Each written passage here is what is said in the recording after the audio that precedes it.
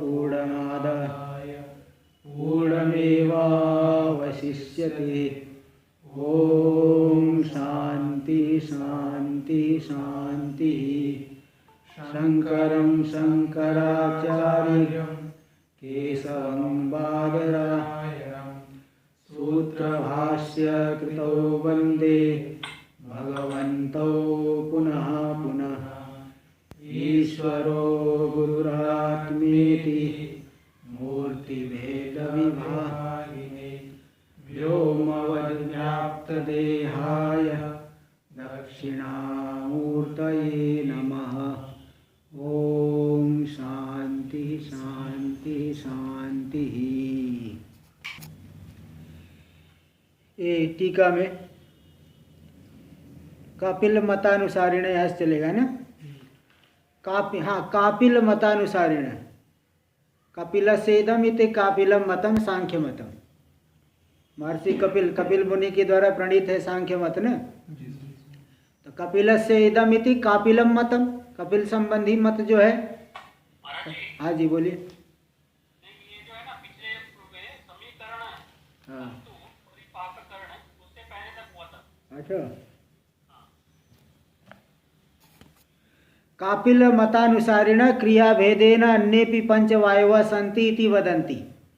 कापिल मतानुसारिण कपिल सेदमिति कापिलम मतम, सांख्य वाले सांख्य मत का अनुसरण करने वाले जो विद्वान लोग हैं, क्रिया भेदेन अन्येपि पंचवायवः सन्ति। क्रिया के भेद से 5 तो है ही वो पहले वाले प्राण अपान व्यान समान उदान, अन्य भी जो है क्रिया के भेद से अन्य भी 5 वायु है।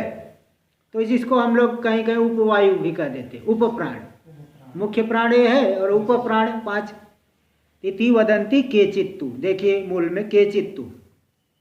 केचित कुछ विद्वान लोग सांख्य मत वाले नाग कूर्म कृकल देवदत्त धनंजय आख्या पंचान्य वायव सन्ति इति वदंती। कुछ अन्य विद्वान लोग ये कहते हैं कि नाग वायु, कूर्म वायु, कृकल, कहीं कहीं कृकर भी रलय और अभेद है तो कृकर भी आएगा। कोई कृकल कहो कृकर कहो एक ही बात है, रलय और अभेद। देवदत्त भी है एक धनंजय। तो नाग कूर्म कृकल देवदत्त धनंजया आख्या येषां ते नाग कूर्म कृकल देवदत्त धनंजय आख्या पंच अन्येपि वायवः सन्ति। ऐसे 5 अन्य वायु भी है। ये 5 नाम वाले अन्य वायु भी इति वदन्ति। टीका में देखिए तान्यव नामानि निर्दिशति नाग इत्यादि न, उन्हीं नामों को बता रहे हैं स्वयं। पहले मूल में देख लीजिए तो नाम बता दिए क्या क्या करते हैं, क्रिया भेद क्या क्या है। तत्र नाग उद्गिरण कर, उसमें से नाग वायु जो उद्गिरण यानी उल्टी करना। उद्गिरण उल्टी होती है ना, जैसे भोजन कुछ हो गड़बड़ तो उद्गिरण कर, उद्गिरणम करोति इति उद्गिरण कर, उद्गिरण कर, उल्टी करना जो होती है वो नागवायु के द्वारा बाहर निकलता है। और कूर्म वायु क्या करेगा, उन्मीलन कर। उन्मीलन यानी नेत्र को जो खोलना, बाहर से हम लोग खोलते हैं, बंद हो गया तो खोलेंगे, तो ये खोलने का जो कार्य करता है कौन वायु, कूर्म वायु करता है। कूर्म जैसे कछुआ अंदर हो गया है बाहर निकाल लेता है, तो ना कूर्म वायु जो है आंख बंद हो गई तो उसको हम लोग खोलते रहे, तो कूर्म वायु का कार्य है। कृकरा छुत कर, कृकल छुत कर, छुत यानी क्षुधा करने, भूख लगती जो है, भूख को बढ़ाने वाला, भूख को करने वाला, क्षुधा, भूख लगेगी तभी। और देवदत्तो जृंभण कर, जृंभण यानी जम्भाई, को ऐसे कर लेंगे आलस्य आता है तो जृंभण करने वाला है देवदत्त नाम का वो वायु, जम्भाई करने वाला है। धनंजय पोषण कर, धनंजय शरीर को पुष्ट करता है, फुलाता है, शरीर फूल जाता है। मरने के बाद भी इसीलिए धनंजय वायु रहता है ना, धनंजय वायु मरने के बाद भी रहता है शरीर में, तभी शरीर एकदम फूल जाता है। तो धनंजय पोषण कर, पोषण करने वाला धनंजय वायु है। तो देखो टीका में इसको दे रहे तथा चोक्तम, इसी को अन्यत्र भी श्लोकों के माध्यम से कहा गया है। ये गोरक्षाष्टक गोरक्ष अष्टक 35वां और 36वां श्लोक है, टिप्पणी में दे दिए हैं। गोरक्ष अष्टक।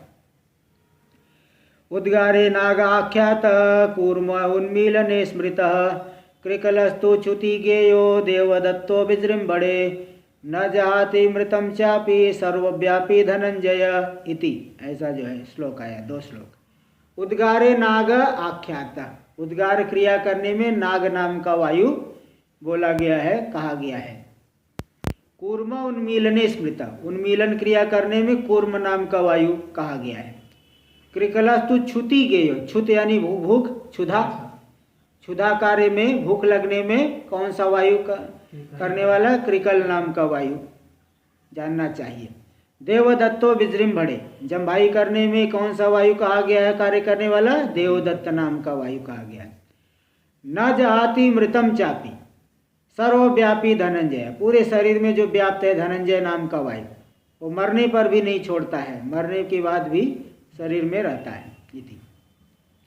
तो ऐसा है 5 वायु और भी मानते हैं, लेकिन वेदांती लोग ऐसा नहीं। वेदांतिनस्तु नागादीनाम प्राणादि स्वंतर्भावम वदंती, वेदांती लोग कहते हैं कि जो नाग आदि है इनका प्राणादि 5 में इन नागादि का अंतर्भाव हो जाता है। इत्या एतेषाम इति, देख लीजिए ऊपर मूल में, एतेषाम प्राणादि स्वंतर्भावात् प्राणादयः पंचैव इति केचित, केचित के वेदांती न, इन 5 नाग आदि का प्राण आदि में ही अंतर्भाव हो जाने से प्राण आदि 5 ही है, ऐसा वेदांती लोग कहते हैं। देखो अभी इनकी उत्पत्ति कैसे थी टीका में, प्राणादि वायु नाम उत्पत्तौ कारणापेक्षाया, बोले प्राणादि वायु की उत्पत्ति कहाँ से होती, इसका कारण क्या है? कारण की अपेक्षा होने पर उसका समाधान कर रहे, आह एतत् प्राणादि, एतत् प्राणादि पंचकम आकाशादिगत रजोंसेभ्यो मिलितेभ्यो उत्पद्यन्ते, आकाशादि में होने वाले जो रजोवंश है, अलग अलग नहीं, 5 का मिलित रजोवंश, 5 के मिले हुए रजोवंश से प्राणादि पंचक उत्पन्न होते हैं। टीका में देख लीजिए, अपंचीकृत पंच महाभूतेभ्यो रजः प्रधानेभ्य प्राणादयो जायन्ते, अपंचीकृत जो पंच महाभूत है जो कि रजोगुण की प्रधानता वाले हैं, इनसे प्राणादि उत्पन्न होते हैं। आगे टीका में आगे देखिए, एतेषाम प्राणादीनाम प्राण प्रचुरत्वात्, ये प्राणादि जो 5 है ना, इनमें प्राण की प्रधानता है, प्राण का वायु की प्रचुरता है, और इसलिए प्राणमयत्वम, इसलिए इसको क्या कहेंगे? प्राणमय। और कोष क्यों कहेंगे? आत्माच्छादकत्वात्, आत्मा के आच्छादक तो 5 के 5 कोष हैं, 5 में आत्मा आच्छादकत्व है, इसलिए 5 को कोष कहेंगे।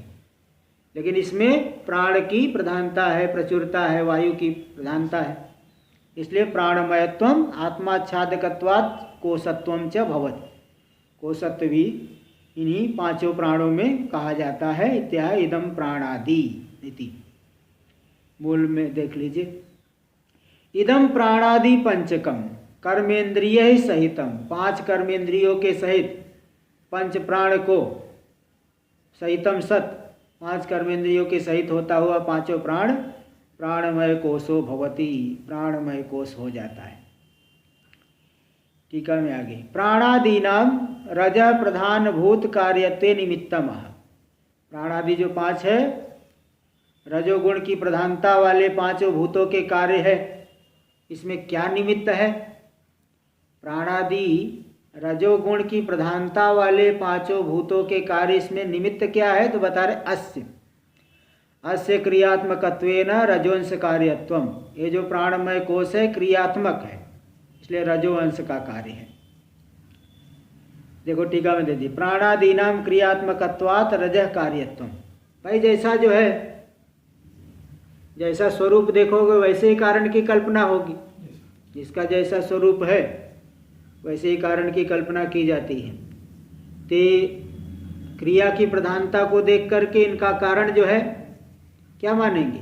रज, रज की प्रधानता वाले भूत है, इसलिए रजः कार्यत्व।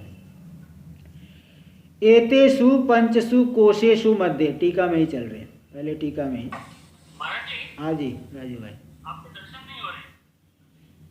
क्या बात कर रहे? ठीक है। एतेषु पंचसु कोशेषु मध्ये, इन पांचों कोशों के बीच में, विज्ञानमय मनोमय प्राणमय कोशा नाम, ये जो विज्ञानमय कोश है उसको ज्ञान शक्ति रूप है। मनोमय कोश क्या है? इच्छा शक्ति रूप है। और प्राणमय कोश क्या है? क्रिया शक्ति रूप। क्रिया शक्ति, ज्ञान शक्ति, इच्छा शक्ति, ये तीन अलग अलग है ना। तेतेषु पंचसु कोशेषु मध्ये विज्ञानमय मनोमय प्राणमय कोशानाम क्रमेण ज्ञान इच्छा क्रिया शक्ति भेदेन, ज्ञान शक्ति, इच्छा शक्ति और क्रिया शक्ति के भेद से कर्तृकरण क्रिया रूपत्वम दर्शयति। ज्ञान की प्रधानता वाला जो है वो करता है, इच्छा की प्रधानता वाला होने से करण हो गया, और क्रिया की प्रधानता वाला होने से क्या हो गया? क्रिया रूप। तो क्रिया की प्रधानता वाला होने से, क्रिया शक्ति रूप होने से, क्रिया रूप है कौन? प्राणमय कोश। इच्छा शक्ति रूप से करण रूप कौन हो गया? मनोमय। ज्ञान शक्ति के द्वारा कर्तृ रूप कौन हो गया? विज्ञानमय कोश। इसलिए आया है विज्ञानम यज्ञम तनुते कर्माणि तनुते पिच, तैत्तरीय उपनिषद में। विज्ञान ही यज्ञ का विस्तार करता है, कर्मों का विस्तार करता है, विज्ञान ही करता है। विज्ञानमय कोश में ज्ञान की प्रधानता है ना, ज्ञान शक्ति है। बिना ज्ञान शक्ति के कर्तृत्व तो नहीं आता, इसलिए विज्ञानमय कोश में ज्ञान शक्ति के द्वारा कर्तृत्व है। इसलिए विज्ञानमय मनोमय प्राणमय कोशानाम क्रमेण ज्ञान इच्छा क्रिया शक्ति भेदेन कर्तृकरण क्रिया रूपत्वम दर्शयति। एतेषु, देख लीजिए मूल में, एतेषु कोशेषु मध्ये, इन पांचों कोशों के बीच में, विज्ञानमयो ज्ञान शक्तिमान कर्तृरूप। विज्ञानमय कोश ज्ञान शक्ति वाला है, जानने की शक्ति इसमें, सामर्थ्य इसमें है, इसलिए कर्तृरूप हो गया, कर्ता हो गया। मनोमय इच्छा शक्तिमान करण रूप, मनोमय कोश क्या है? इच्छा शक्ति वाला करण रूप हो गया। प्राणमय क्रिया शक्तिमान कार्य रूप, प्राणमय कोश क्रिया शक्तिमान होने से ये कार्य रूप हो गया। टीका में तत्र हेतु माह, बोले ऐसा कैसे विभाग कर लिए? बोले योग्यत्वाद, जिसकी जैसी योग्यता है, योग्यत्वाद एवं एतेषां विभाग इति वर्णयन्ति। जैसे आश्रम में जो करने की इच्छा वाले हैं, तो भाई चलो बाजार से सामान लाओ, ये करो वो करो। किसी की सेवा की बड़ी इच्छा है तो सेवा करते हैं, और किसी का जो है बोले नहीं मेरा तो पढ़ना है। किसी के ध्यान में ज़्यादा मन लगता है तो एक पाठ बैठ करके फिर कमरे में ही ध्यान ही करते रहते हैं। अलग अलग होता है ना, तो ऐसा। तो जैसी की जैसी योग्यता है, जिसमें जैसा सामर्थ्य है। तत्र हेतुमा योग्यत्वाद एवं एतेषां विभाग इति वर्णयन्ति। योग्यता के अनुसार इनका इस प्रकार से विभाग है, ऐसा वर्णन करते हैं विद्वान लोग। इदमेव, टीका में, इदमेव कोशत्रयम् सूक्ष्म शरीरम इति व्यवह्रियते। सूक्ष्म शरीर में तीनों कोश है, तीनों कोशों को मिला करके क्या कहा जाता है? सूक्ष्म शरीर, ऐसा व्यवहार किया जाता है। व्यवहार से यहाँ कौन कौन सा व्यवहार लोगे? शब्द प्रयोग और ज्ञान रूपी व्यवहार। ज्ञान भी होता है, मेरा मन मेरी बुद्धि मेरे प्राण, ज्ञान भी तो होता है, और कथन भी होता है, कथन होता है। तो ये ज्ञान रूपी व्यवहार, बोलना रूपी व्यवहार, सूक्ष्म शरीर इस प्रकार से ज्ञान रूपी व्यवहार अथवा बोलना रूपी व्यवहार इन तीनों कोशों को मिला करके होता है। इत्याह एतत् कोश, मूल में एतत् कोशत्रयं मिलितम सत्, ये तीनों कोश मिल करके सूक्ष्म शरीरम इति उच्यते। इनको क्या कहते हैं? सूक्ष्म शरीर, ऐसा कहा जाता है। चलिए देखिए आगे। तो आगे ये हो गया। अस्य समष्टित्व हेतु महा, इसमें भी अब समष्टि व्यष्टि दिखा रहे हैं। सूक्ष्म शरीर में भी, जैसे स्थूल शरीर में समष्टि व्यष्टि दिखाए, अज्ञान में समष्टि व्यष्टि दिखाए, इसमें भी समष्टि व्यष्टि है, ये दिखा रहे हैं मूल में। अत्रापि अखिल सूक्ष्म शरीरम एक बुद्धि विषयतया संपूर्ण जो सूक्ष्म शरीर है एक बुद्धि का विषय या एक है ऐसी बुद्धि का विषय होने से उसे समष्टि कहा जाएगा। हिरण्यगर्भ का जो शरीर है, हिरण्यगर्भ का जो सूक्ष्म शरीर वो समष्टि हो गया। और हम लोगों का सूक्ष्म शरीर अनेक बुद्धि या अनेक है, ऐसा अनेक बुद्धि का विषय है। आपकी बुद्धि अलग है, मेरी बुद्धि अलग है, आपका सूक्ष्म शरीर अलग, मेरा सूक्ष्म शरीर अलग, तो ये व्यष्टि कहा जाएगा। जो अनेक बुद्धि का विषय बने वह व्यष्टि हो गया। एक बुद्धि का विषय बने समष्टि हो गया। वन और जलाशय। अच्छा, हाँ, अब जो है अस्य समष्टित्व हेतु माह, ये जो संपूर्ण सूक्ष्म शरीर समष्टि रूप है इसमें हेतु दिखा रहे। अत्रापि अखिल सूक्ष्म शरीरम एक बुद्धि विषयतया, संपूर्ण जो सूक्ष्म शरीर है एक बुद्धि का विषय होने से वनवद जलाशयवद व समष्टि, जैसे वन अथवा जलाशय, पूरे वृक्षों को मिलाकर के वन कहेंगे, संपूर्ण जल को मिलाकर के जलाशय कहेंगे। इसी प्रकार एक बुद्धि का विषय होने से संपूर्ण सूक्ष्म शरीर क्या हो गया? समष्टि। और अनेक बुद्धि विषयतया, अनेक बुद्धि का विषय होने से सूक्ष्म शरीर क्या कहा जाएगा? व्यष्टि। वृक्षवद जलवद वा, वृक्ष के समान अथवा जल के समान व्यष्टिरपि भवति, व्यष्टि भी कहा जाता है। टीका में देख लीजिए। हाँ, एक बुद्धि इति, एक बुद्धि का विषय कैसे बन रहा है देखिए, इसको दिखा रहे कि चराचर प्राणी मात्र से यावंती अनंतानी सूक्ष्म शरीराणी, जो चराचर प्राणी है, चर प्राणी मनुष्य आदि हो गए, अचर प्राणी हो गए वृक्ष आदि, एक ही जगह रहते हैं। तो चराचर प्राणी मात्र की जितने भी सूक्ष्म शरीर, अनंतानी सूक्ष्म शरीराणी, तेषाम सर्वेषाम सूक्ष्म शरीराणाम, वे सभी के सभी जो सूक्ष्म शरीर है, सूत्रात्मना हिरण्यगर्भाख्येन स्वीयक बुद्धिया विषयीकृतत्वात्, सूत्रात्मा के द्वारा, हिरण्यगर्भ संज्ञक जो सूत्रात्मा के द्वारा स्वीय एक बुद्धिया, अपनी एक बुद्धि का विषय किए, यही मेरा शरीर है। हिरण्यगर्भ की एक बुद्धि का विषय होने से यह संपूर्ण सूक्ष्म शरीर क्या हो गया? समष्टि हो गया। भाई जैसे हम लोग का ही देख लीजिए, हमारे पेट के अंदर कितने कीड़े घूम रहे हैं, ठीक है? पूरे को मिला करके हम कहेंगे मेरा शरीर। जितने कीड़े हैं सब अपना अपने शरीर में मैं बुद्धि करते हैं। अन्य लोगों के शरीर में अन्य दूसरे से झगड़ेंगे, पेट के अंदर ही आपस में लड़ रहे हैं। कितने कीड़े हैं पेट के अंदर आपस में लड़ रहे हैं। शरीर के भीतर कितने कीड़े हैं बहुत जगह, तो लड़ रहे हैं आपस में। लेकिन हम पूरे शरीर को मैं करके मानते हैं, मेरा ये मेरा है। और वो लोग अपने अपने शरीर को क्या कहेंगे? मेरा ये है। ऐसे हिरण्यगर्भ पूरे समष्टि शरीर को ये मेरा शरीर है ऐसा मानेंगे, संपूर्ण सूक्ष्म शरीर को। ये समष्टि एक बुद्धि का विषय हो गया तो वो समष्टि हो गया। और अलग अलग जो हम अपने अपने शरीर में कर रहे हैं, अनेक बुद्धि का विषय बन रहा है, क्योंकि अनेक है, आपका अलग है, इनका अलग है, मेरा अलग है, वो व्यष्टि हो गया। तो तत्र दृष्टान्तम वनवत जलाशय वधवा। देखो टीका में आगे दे रहे अस्यैव सूक्ष्म शरीर से व्यष्टित्वम दर्शयति, यही जो सूक्ष्म शरीर है व्यष्टि है। कैसे व्यष्टि हो गया? अनेक बुद्धि का विषय बनने से। अनेकेषां जीवानां प्रत्येकम स्वस्वलिंग शरीरस्य, जितने भी जीव है उन सभी जीवों का अपना स्वकीय जो सूक्ष्म शरीर है, स्वस्वलिंग शरीर से, स्व बुद्धि विषयत्व, अपनी अपनी बुद्धि का विषय उनका उनका शरीर बना।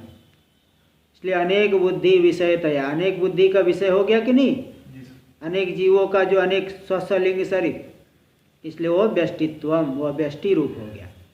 तथा दृष्टान्त वृक्षवद इत्यादि, इसमें दृष्टांत दे दिए वृक्ष के समान। उक्त समष्टि अवच्छिन्न चैतन्य से सूत्रात्मत्वादि संज्ञा दर्शयति, ये समष्टि से अवच्छिन्न चैतन्य सूत्रात्मा है, उसमें सूत्रात्मत्व आदि, आदि से क्या? हिरण्यगर्भ संज्ञा भी ले लीजिए, सूत्रात्म संज्ञा है, हिरण्यगर्भ संज्ञा है, अथवा वायु संज्ञा से भी कह देते, कहीं प्राण संज्ञा से भी कह देते हैं। वेदांत शास्त्रों में तो कई शब्दों से कहा गया है। सूत्रात्मा, हिरण्यगर्भ, प्राण, वायु, इन सभी शब्दों से कहा जाता है। तो इसलिए ये दिखा दिए कि सूत्रात्मत्वादि संज्ञाम दर्शयति ये तत्समष्टि उपहितम चैतन्यम सूत्रात्मा। हाँ अच्छा दे रहे ऊपर देख लीजिए। ये तत्समष्टि उपहितम चैतन्यम सूत्रात्मा हिरण्यगर्भ प्राणश्च, कहीं कहीं वायु भी, वायु शब्द से भी कह देते हैं। प्राणश्च इति उच्यते। क्यों? क्योंकि सर्वत्र अनुस्यूतत्वात्, क्योंकि हिरण्यगर्भ सर्वत्र अनुस्यूत है कि नहीं, सभी जगह अनुस्यूत है।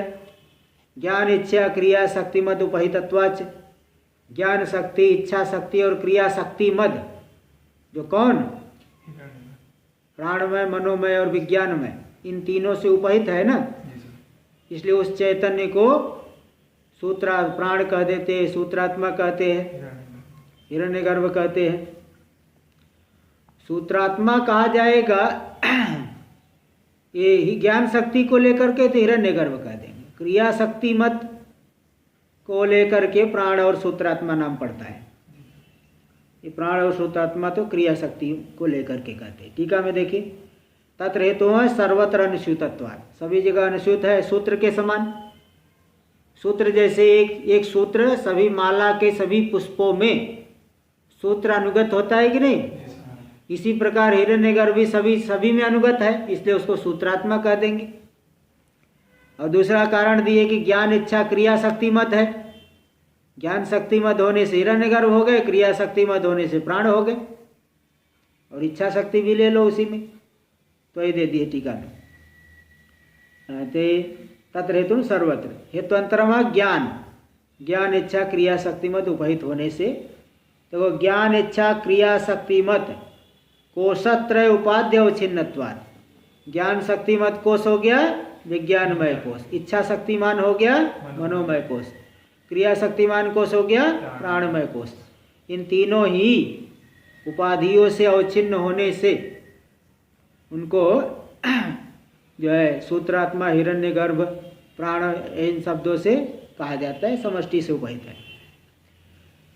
विज्ञानमय कोशत्रय मयादि कोशत्रय से सूक्ष्म शरीरताम दर्शयति। विज्ञानमय आदि जो तीन कोश है, ये तीन कोश ही सूक्ष्म शरीर है, इसमें सूक्ष्म शरीरता है, इसको दिखा रहे अस्यैस, मूल में देख लीजिए, अस्यैसा समष्टि ही, हिरण्यगर्भ की ये जो तीन है शरीर, यही समष्टि हो गई। हाँ, इसको समष्टि कह देते हैं। टीका में अस्य अनि सूत्रात्मक हिरण्यगर्भाख्यस्य, ये जो सूत्र संज्ञक हिरण्यगर्भ है, सूत्र रूपी हिरण्यगर्भ संज्ञक चैतन्य है, उस चैतन्य का विज्ञानमयादि कोशत्रयम सूक्ष्म शरीरम, तीन ये जो विज्ञानमय आदि तीन कोश है सूक्ष्म शरीर हो गया। क्यों सूक्ष्म शरीर कहते? अस्य स्थूल प्रपंचापेक्षया सूक्ष्मत्वाद इत्यर्थ, क्योंकि यह स्थूल प्रपंच की अपेक्षा से सूक्ष्म है, इसलिए इसको सूक्ष्म शरीर कहते हैं।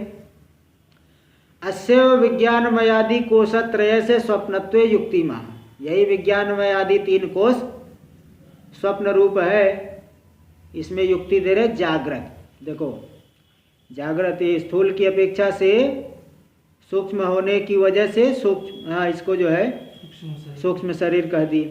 और स्वप्न क्यों कह रहे हैं? इस स्वप्न अवस्था में स्थूल शरीर तो नहीं रहता ना, सूक्ष्म शरीर रहता है, इसलिए स्वप्न भी कहते। देखो मूल में दे रहे हैं, स्थूल प्रपंचापेक्षया सूक्ष्मत्वा सूक्ष्म शरीरम, स्थूल प्रपंच की अपेक्षा सूक्ष्म है, इसलिए सूक्ष्म शरीर हो गए। और विज्ञानमयादि कोशत्रयम जागृत वासनामयत्वात्, तो विज्ञानमयादि तीन कोश हो गया, ये तो इसको तो पूर्व के साथ अन्वय करना। विज्ञानमयादि तीन कोश स्थूल प्रपंच की अपेक्षा से सूक्ष्म होने से सूक्ष्म शरीर है। यहाँ तक कॉमा कर लीजिए, क्योंकि इसका अन्वय पूर्व के साथ करना है। हाँ, तीनों कोशों को ही सूक्ष्म शरीर कहा जाता है, क्योंकि स्थूल प्रपंच की अपेक्षा से सूक्ष्म है। और जागृत वासनामयत्वात्, स्वप्नों जागृत में जैसा जैसा हम अनुभव करेंगे वैसा वैसा स्वप्न में अनुभव करते हैं, उसी प्रकार का अनुभव करते हैं। जैसा जैसा अनुभव करके आए उसी प्रकार को वहाँ स्वप्न देखते हैं। तो स्वप्न में जागृत शरीर तो नहीं है लेकिन सूक्ष्म शरीर है, इसलिए जागृत की वासना वाला है यह, इसलिए स्वप्नो, इसी को स्वप्न भी, स्वप्न शब्द से भी इसकी विशेष अवस्था क्या कह दी? स्वप्न। अतः स्थूल प्रपंच लय स्थानम इति च उच्यते, इसी हेतु से है? क्या करें? कौन सी चीज? जागृत कैसे? देखो क्या है ना, जागृत अवस्था में स्थूल शरीर आदि रहता है, स्थूल प्रपंच रहता है, उसमें हम जैसा जैसा अनुभव करते हैं। स्वप्नावस्था में जागृत स्थूल प्रपंच तो नहीं है, स्थूल शरीर आदि भी नहीं, क्योंकि किंतु जागृत में जैसा अनुभव किए हैं वैसा हम स्वप्न में जैसे देखते हैं, इसी प्रकार ये सूक्ष्म शरीर और सूक्ष्म शरीर वहाँ रहता है, इसलिए जागृत की वासनामय होने की वजह से इसी सूक्ष्म शरीर को स्वप्न भी कहते हैं। और देखो टीका में दे देंगे और कारण स्पष्ट करेंगे। अतएव स्थूल प्रपंच लय स्थानम इति च उच्यते, इसलिए स्थूल प्रपंच का लय स्थान भी इसको कहा जाता है, तीनों कोशों को। और मतलब ये चलो एक तो स्वप्न अवस्था होगी, स्वरूप हो गया, अवस्था हो गई, और टीका में देखिए और इसको बता रहे क्या है और स्पष्ट करेंगे। अस्यव देखो, अस्यव विज्ञानमयादि कोशत्रय से स्वप्नत्वे युक्ति महा जागृति। देखो विराट रूपेण अनुभूत स्थूल प्रपंच विषयक वासनामयत्व, विराट रूप से जो अनुभव हुआ स्थूल प्रपंच, उस स्थूल प्रपंच विषयक वासना वाला है यह सूक्ष्म शरीर। तो जैसे स्वप्न जागृत की वासना के स्थूल प्रपंच की वासना से स्वप्न होता है, इसी प्रकार स्थूल प्रपंच की वासना वाला कौन है? सूक्ष्म शरीर। भाई स्थूल प्रपंच की वासना संस्कार कहाँ रहेगा? स्थूल सूक्ष्म शरीर, इसलिए उसको स्वप्न भी कह देते हैं, उसी सूक्ष्म शरीर को स्वप्न भी कहते हैं। अवस्था और अवस्था वाले को एक एक करके स्वप्न कह दी।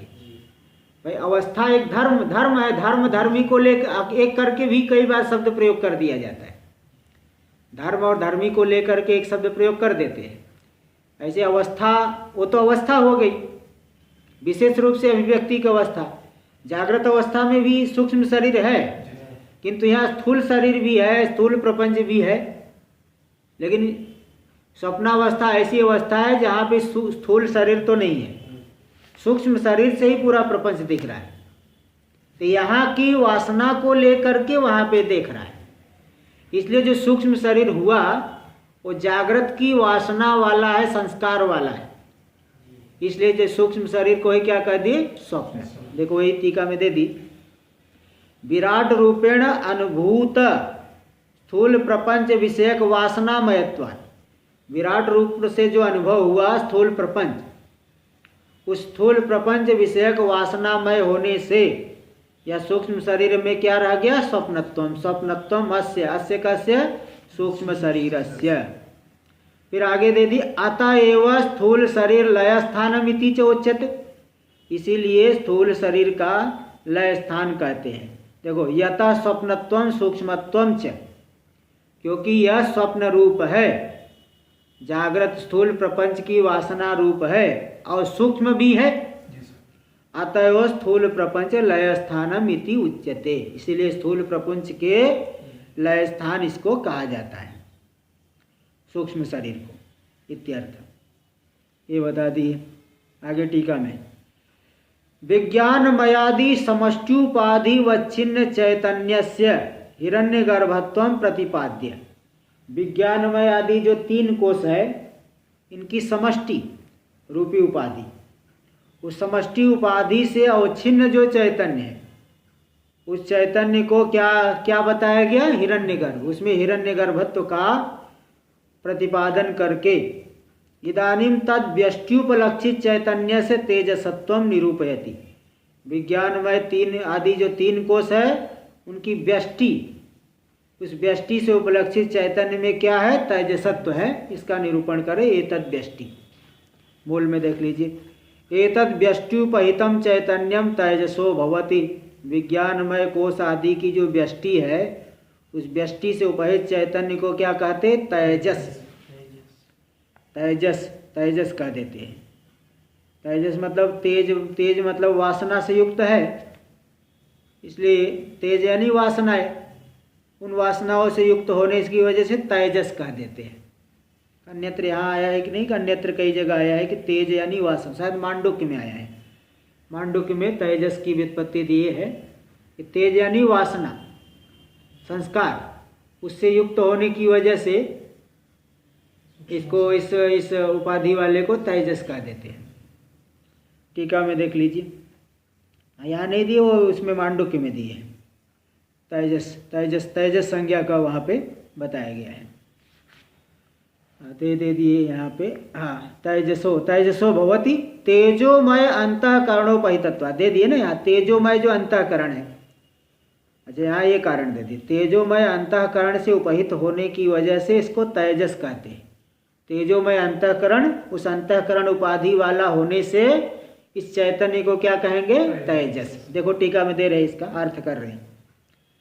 तो व्यष्टि रूपम, व्यष्टि रूपम विज्ञानमय मयादि कोशत्रय, विज्ञानमय आदि 3 कोश हो गए व्यष्टि रूप। और तेजसस्यापि सूक्ष्म शरीरम, ये तेजस का भी ये तीनों कोश क्या है? व्यष्टि रूपी तीनों कोश सूक्ष्म शरीर है। इसलिए कह दिए कि अस्यापि यम व्यष्टि, हाँ अस्यापि। अच्छा, आगे बता रहे हैं, अंतःकरणोपहितत्वात्, तेजोमय अंतःकरणोपहितत्वात् का नहीं दिए, वो तो मैं वही बता दिया कि तेज मतलब वो संस्कार रूप, संस्कार वाले अंतःकरण से उपहित होने से तेजस, तेज यानी संस्कार, तेज का अर्थ वहाँ सूक्ष्म संस्कार ऐसा लिए है, मांडुक्य में बताया। हाँ, तो टीका में अस्यापि, अस्यापि यम व्यष्टि स्थूल शरीरापेक्षया सूक्ष्मत्वादिति हेतोरेव, सूक्ष्म शरीरम, तेजस की ये जो व्यष्टि है, स्थूल शरीर की अपेक्षा से सूक्ष्म होने से, ये जो ऊपर हेतु दिया है समष्टि के लिए, इसी हेतु से ही तेजस की शरीर को क्या कहेंगे? सूक्ष्म शरीर। विज्ञानमय आदि कोशत्रय में सूक्ष्म शरीर होंगे। और जागृत वासनामयत्वा स्वप्न, जागृत की वासना वाला होने से यही सूक्ष्म शरीर जो 3 कोश है, स्वप्न कह देते हैं इसको। अतएव स्थूल शरीर लय स्थानम इति च उच्यते, इसीलिए स्थूल शरीर के लय स्थान है, क्योंकि स्वप्न रूप है, सूक्ष्म है, इसलिए स्थूल शरीर के लय स्थान है। टीका में देख लीजिए, सूक्ष्म शरीर हेतुमा स्थूलेति, अस्यापि स्वप्नत्व हेतुमा, स्वप्न होने में हेतु क्या है? क्योंकि जागृत की वासना वाला है। विश्व, देखो टीका में आगे दे रहे, विश्व चैतन्येन अनुभूत स्थूल शरीर विषयक वासनामयत्वा स्वप्नत्व, विश्व चैतन्य जो जागृत का अभिमानी चैतन्य है, जागृत अवस्था का अभिमानी चैतन्य को क्या कहते हैं? विश्व चैतन्य। तो विश्व चैतन्य के द्वारा जो अनुभूत स्थूल शरीर, उस स्थूल शरीर विषयक वासना वाला होने से इनको क्या कह देते हैं? स्वप्न, स्वप्न रूप भी कह देते हैं इसी को, इसी जो मतलब व्यष्टि सूक्ष्म शरीर को स्वप्न भी कह देते हैं। अस्यैव सूक्ष्म शरीर से स्थूल शरीर लय स्थानत्वे युक्ति मा, यही जो सूक्ष्म शरीर है स्थूल शरीर का लय स्थान, इसमें क्या युक्ति है? तो बोल दिया अतएव, अतएव मतलब क्योंकि वह स्वप्न रूप है और सूक्ष्म है, इसलिए स्थूल का लय स्थान है।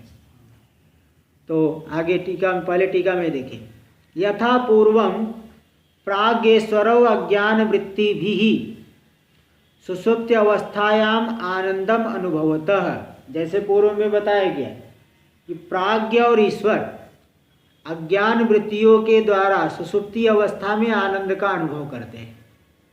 आनंद भूख इसीलिए कहा गया। तथा इसी प्रकार हिरण्यगर्भ तेजसावपि, इसी प्रकार हिरण्यगर्भ और तेजस, व्यष्टि और तेजस, व्यष्टि और समष्टि चैतन, व्यष्टि अभिमानी चैतन, समष्टि अभिमानी चैतन, ये दोनों भी स्वप्नावस्थायाम मनोवृत्तिभिर वासनामयान शब्दादि विषयान अनुभवतः, ये हिरण्यगर्भ और तेजस भी स्वप्नावस्था में मन की वृत्तियों के द्वारा वासनामय शब्दादि 5 विषयों का अनुभव करते हैं। इति दर्शयति एतौ, मूल में एतौ सूत्रात्म तेजसौ, सूत्रात्मा और तेजस, समष्टि अभिमानी चैतन और व्यष्टि अभिमानी चैतन। तदानीम, तदानीम यानी कदा? स्वप्नावस्थाया। मनोवृत्ति भी मन की वृत्तियों के द्वारा सूक्ष्म विषयान अनुभवतः सूक्ष्म विषयों का अनुभव करते हैं। इसलिए श्रुति में मांडुक्य में तीसरे मंत्र में ही कह दिया गया प्रविविक्त भुक तेजस इत्यादि श्रुते। प्रविविक्त यानी एकदम सूक्ष्म विषय का जो भोग करने वाला, प्रविविक्तम भुनक्ति इति प्रविविक्त भुक। प्रविविक्त जो सूक्ष्म विषयों का भोग करने वाले हैं, इसलिए प्रविविक्त भुक तेजस चैतन्य। टीका में देख लीजिए आगे। अस्मिन् अर्थे श्रुति मुदाहरति, इसी अर्थ का प्रतिपादन करने के श्रुति भी बता दिए कि प्रविविक्त भुक तेजस। यहाँ विज्ञानमयादि कोशत्रय से समष्टि रूपस्य, यहाँ पे भी इस पर्याय में भी जो विज्ञानमय कोश है तीन। हाँ जी बोलिए। एक और सेंटेंस है टीका में, प्रविविक्तम मुक्तम इति प्रविविक्त भुक तेजस अंतर्गत कार्य आदि भावेन परिणतः। क्या कर रहे हैं, क्या दिए? सेंटेंस है हाँ जो टीका में अस्मिन् अर्थे श्रुति उदाहरति के बाद हाँ प्रविविक्त का उन्होंने एक्सप्लेन किया है। हाँ, तो अस्मिन् अर्थे इसके बाद दिए है वहाँ हाँ, प्रविविक्तम मुक्तम इति प्रविविक्त भुक तेजसः तेजो अंतःकरण कार्य आदि भावेन परिणतम तदेव सुद शरीरादि इदं यस्य स तेजसः तेजो अंतःकरण स्वामी इत्यर्थः। हाँ, तेज जो है अंतःकरण हो गया, उसका स्वामी तेजस हो गए। हाँ, उसके अभिमानी हो गए, तेज के अभिमानी। अच्छा, ये कहाँ पे दिए ये? ये मेरे पास जो है टीका एक हेमराज वालों की है। अच्छा, खेमराज वालों की, वो जो दूसरी। PDF वाला का है स्वामी ने। हाँ जी, अच्छा PDF वाले में। हाँ, मैं देख लूँगा बाद में उसको देख के मैं कल बताएंगे, अभी तो इसको होने दीजिए, इसको मैं देख लूँगा। चलिए देखता हूँ। यहाँ भी विज्ञानमयादि कोशत्रय से समष्टि रूपस्य तदवच्छिन्न सूत्रात्मनश्च, यहाँ पे भी जो विज्ञानमय आदि तीन कोश है, समष्टि रूप है, और उससे अवच्छिन्न जो सूत्रात्मा है। इसी प्रकार व्यष्टि रूप विज्ञानमय आदि कोशत्रय से व्यष्टि रूपी जो तीन कोश हो गए, और तदवच्छिन्न चैतस तेजस चैतन्य से उससे अवच्छिन्न जो तेजस चैतन्य हो गए। ये दोनों के दोनों ही समष्टि चैतन्य और व्यष्टि चैतन्य, सूत्रात्मा और तेजस, ये दोनों वन वृक्षादि तदवच्छिन्न आकाशादि दृष्टांत मुखेन, इन दोनों में ही समष्टि चैतन और व्यष्टि चैतन दोनों में अभेद है। इसको जैसे वन और वृक्ष आदि दृष्टांत दिए थे, जलाशय और जल का दृष्टांत दिए थे, तो वही बता रहे वन वृक्षादि तदवच्छिन्न आकाश आदि दृष्टांत। हाँ, वन और वनावच्छिन्न चैतन, वृक्षावच्छिन्न चैतन, आकाश दृष्टांत में तो आकाश लेना, वृक्षावच्छिन्न आकाश और वनावच्छिन्न आकाश, जैसे दोनों में भेद नहीं है। इसी प्रकार व्यष्ट्यवच्छिन्न चैतन्य और वह समष्टियों से अवच्छिन्न चैतन्य से भिन्न नहीं है, तो इसलिए दोनों में अभेद है। तो वन वृक्षादि तद अवच्छिन्न आकाश आदि दृष्टांत मुखेन, इन दोनों दृष्टांतों के माध्यम से अभेदम दर्शयति अत्रापि। मूल में देख लीजिए, अत्रापि समष्टि व्यष्ट्योस तदुपहे सूत्रात्म तेजसयोर, यहाँ पे भी समष्टि और व्यष्टि और उन दोनों से उपहित जो सूत्रात्मा और तेजस, इन दोनों में वन वृक्ष व तद अवच्छिन्न आकाश वच्च, वन वृक्ष के समान और उससे अवच्छिन्न आकाश के समान। इसी प्रकार जलाशय व तदगत प्रतिबिंबाकाश वच्च, जलाशय जल जलवत, जलाशय और जल और उनमें होने वाले प्रतिबिंबाकाश, इनके समान ही इन समष्टि और व्यष्टि में अभेद है। एवं सूक्ष्म शरीरोत्पत्ति, इस तरह से सूक्ष्म शरीर उत्पत्ति का वर्णन कर दिया गया। टीका में देख लीजिए, समष्टि व्यष्टि उपाध्योर वन वृक्ष व जलाशय जलवच्च अभेद, समष्टि और व्यष्टि उपाधि में वन और वृक्ष के समान, जलाशय और जल के समान अभेद है। और उपाधि द्वयावच्छिन्न चैतन्य हो, और दोनों उपाधियों से अवच्छिन्न चैतन्य समष्टि में हो गए सूत्रात्मा, व्यष्टि में हो गए तेजस। इन दोनों में भी वन वृक्षावच्छिन्न आकाशवत, जलाशय जलगत प्रतिबिंबाकाशवच्च अभेद, जैसे वृक्षावच्छिन्न आकाश, भाई घटावच्छिन्न आकाश, मठावच्छिन्न आकाश इसी के भीतर रखा हुआ है। तो घटावच्छिन्न आकाश मठावच्छिन्न आकाश से भिन्न नहीं है, वृक्षावच्छिन्न आकाश वनावच्छिन्न आकाश से भिन्न नहीं है। इसी प्रकार जलगत प्रतिबिंब जलाशयगत प्रतिबिंब से भिन्न नहीं है।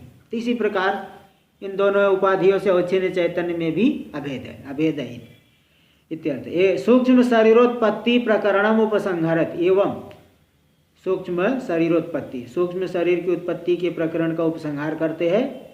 इस तरह से सूक्ष्म शरीर की उत्पत्ति होती है। आगे हम लोग कल करेंगे।